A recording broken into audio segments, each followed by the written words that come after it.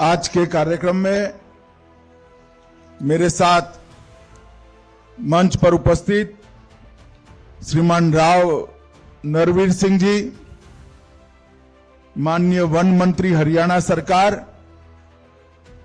गोविंद मोहन जी, केंद्रीय गृह सचिव श्री तपन कुमार डेका जी, निर्देशक आसूचना ब्यूरो श्री भृगु श्रीनिवासन जी, महानिर्देशक एनएसजी और आज इस कार्यक्रम में उपस्थित समग्र एनएसजी परिवार और हरियाणा के सभी उपस्थित भाइयों बहनों को मेरा प्रणाम।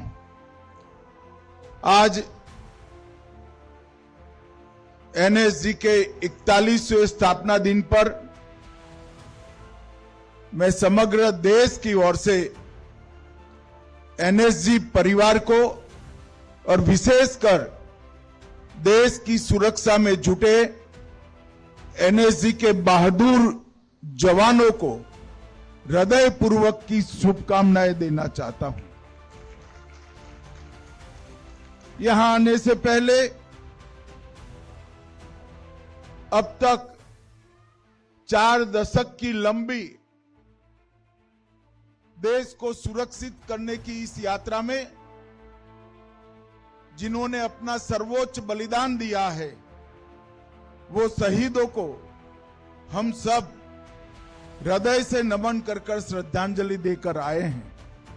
मैं फिर से एक बार वो सभी शहीदों और उनके परिवारजनों की प्रति समग्र देश की ओर से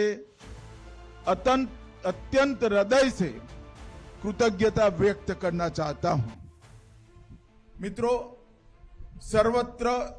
सर्वोत्तम और सुरक्षा, ये 3 सूत्रों को लेकर समर्पण, साहस और राष्ट्रभक्ति को अपना गुण बनाकर एनएसजी ने 4 दशकों से इस देश में ऑर्गेनाइज क्राइम, एक प्रकार से टेररिज्म के खिलाफ बहुत बड़ी लड़ाई लड़ी है।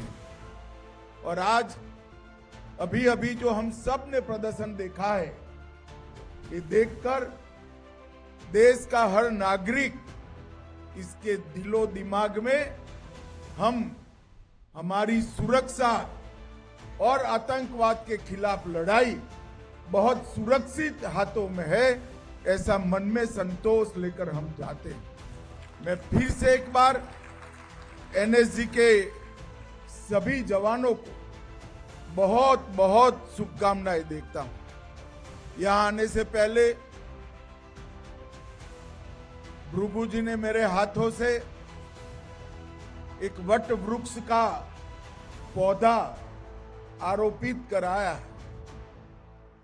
मैं आज इस कार्यक्रम के माध्यम से समग्र देश की जनता को बताना चाहता हूं कि 2019 से अब तक वृक्षारोपण अभियान में हमारे सीएपीएफ के जवानों ने 6 करोड़ 50 लाख पौधे लगाकर देश की हरियाली को जीवित रखने का काम किया। जब ये अभियान शुरू किया तब कई लोगों के मन में सवाल था कि ये कैसे चलेगा। जिनका काम हथियार लेकर देश की सुरक्षा करना है, वो देश के पर्यावरण को सुरक्षित कर पाएंगे क्या? मगर मैं मनपूर्वक सीएपीएफ के सभी जवानों को बधाई देना चाहता हूं। अपने बच्चों की तरह आपने इन पौधों का जतन भी किया है, बड़ा भी किया है और हमारे पर्यावरण को सुरक्षित करने में बहुत बड़ा योगदान दिया। मित्रों, आज स्पेशल ऑपरेशन ट्रेनिंग सेंटर का भी शिलान्यास हुआ। 141 करोड़ की लागत से 8 एकड़ भूमि में अत्याधुनिक ट्रेनिंग, आतंकवाद का सामना करने की कमांडोज की, स्पेशल कमांडोज की यहां पर होगी। मैं आज देश भर की राज्य पुलिस को भी कहना चाहता हूं, ये जो एसओटीसी बना है वो केवल राष्ट्रीय सुरक्षा गार्ड के लिए नहीं है। ये एसओटीसी देश भर की पुलिस में जो आतंक विरोधी दस्ते बने हैं वो सभी को अत्याधुनिक तकनीक के साथ ट्रेन कर आतंकवाद के खिलाफ लड़ने के लिए सुसज्ज बनाएंगे।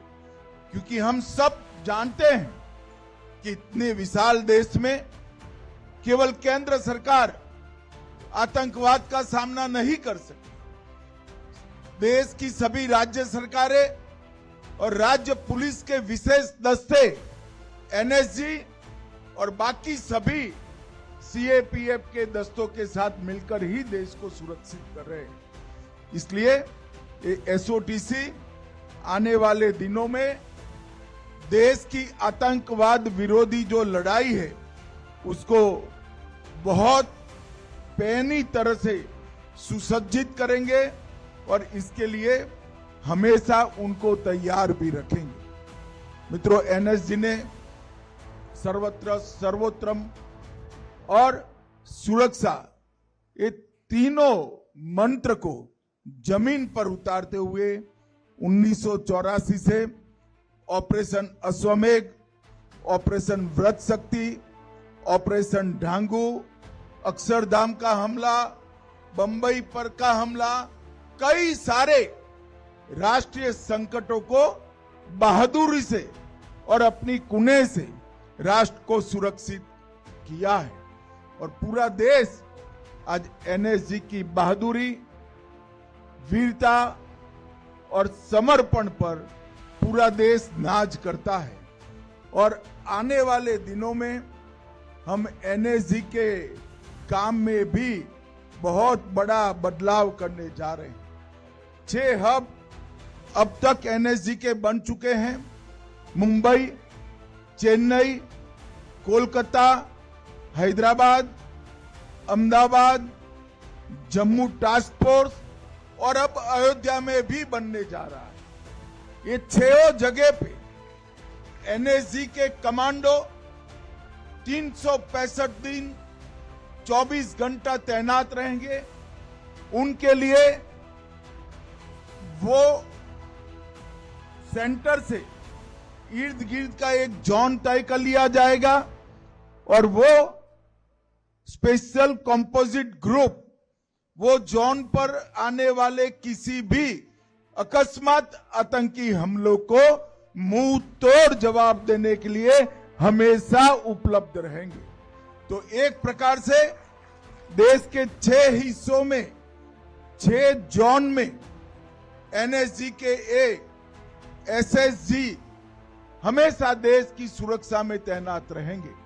और ये हेडक्वार्टर जो हरियाणा की वीर भूमि पर बना है वो हेडक्वार्टर पर एनएसजी और देश भर के राज्य पुलिसों के आतंक विरोधी दस्तों की ट्रेनिंग, बेस्ट प्रैक्टिसेस का एक्सचेंज और उनकी फिटनेस के लिए अहर्निश काम होता रहेगा। मित्रों, मोदी जी के नेतृत्व में आतंकवाद के खिलाफ जीरो टॉलरेंस की नीति हमारे देश ने अपनाई है और 2019 से लगातार एक के बाद एक हम कदम उठाते जा रहे हैं जो देश को आतंकवादी खतरों से बचाते। यूएपीए में हमने अमेंडमेंट किया, एनआईए एक्ट में अमेंडमेंट किया, पीएमएलए को, ईडी को टेरर ग्रुपों के फंडिंग पर एक्टिव किया, टेरर फंडिंग के साइंटिफिक इन्वेस्टिगेशन की सिस्टम बनाई, PA5 पर बैन लगाया, मैक को मजबूत किया, CCTNS और नेटग्रिड के माध्यम से देश भर की इन्वेस्टिगेशन एजेंसियों के साथ पूरे देश का डाटा साझा करने की शुरुआत की और 3 नए अपराधी कानूनों में पहली बार हमने टेररिज्म को व्याख्यायित कर अदालतों में जो लूपहोल्स ढूंढते थे वो छिद्र भी भरने का काम किया है। अब तक 57 से ज्यादा व्यक्तियां और कई ऑर्गेनाइजेशन को हम टेररिस्ट ऑर्गेनाइजेशन और टेररिस्ट घोषित कर उनकी गतिविधियों पर भी हम प्रतिबंध डालने में सफल हुए हैं। इस समूचे अभियान को अगर हम ध्यान से देखें तो धारा 370 समाप्त करने से लेकर सर्जिकल स्ट्राइक, एयर स्ट्राइक और ऑपरेशन सिंदूर से इनके मर्म स्थान पर हमने आघात करने का काम किया है। आतंकवादी कहीं पर भी छुपे हो, कितनी भी मजबूत तरीके से उनको छुपाने की व्यवस्था की हो, हमारे जवानों ने, हमारे सुरक्षा बलों ने ये तीनों ऑपरेशन के माध्यम से ये तय कर दिया है कि आपको दुनिया में कहीं पर भी छिपने की जगह नहीं मिल सकती। भारत की सुरक्षा फोर्स, भारत की सुरक्षा एजेंसियां पाताल से भी ढूंढकर आपको आतंकवादी कृत्य का दंड देने के लिए कृत निश्चयी। और मित्रों, ऑपरेशन सिंदूर ने जहां पर टेररिज्म का प्लानिंग होता था, भारत पर हमला करने का जहां व्यू रचना बनती थी, वो पाकिस्तानी टेरर ग्रुप के हेडक्वार्टर को ध्वस्त किया, इनके ट्रेनिंग कैंप को ध्वस्त किया, उनके लॉन्चिंग पैड को ध्वस्त किया और ऑपरेशन महादेव ने सटीक ऑपरेशन कर जो आतंकवादी हमला किए थे उनको भी समाप्त कर देश का विश्वास हमारी सुरक्षा बलों पर बढ़ाने के काम किया है। मित्रों, एनएसजी के जवानों ने 4 दशक लंबी ये यात्रा में देश के 770 से ज्यादा महत्वपूर्ण स्थानों की रेकी की है। वहां के सारे व्यू रचना, अगर अकस्मात आतंकी हमला होता है तो इसको कैसे बचाया जाएगा,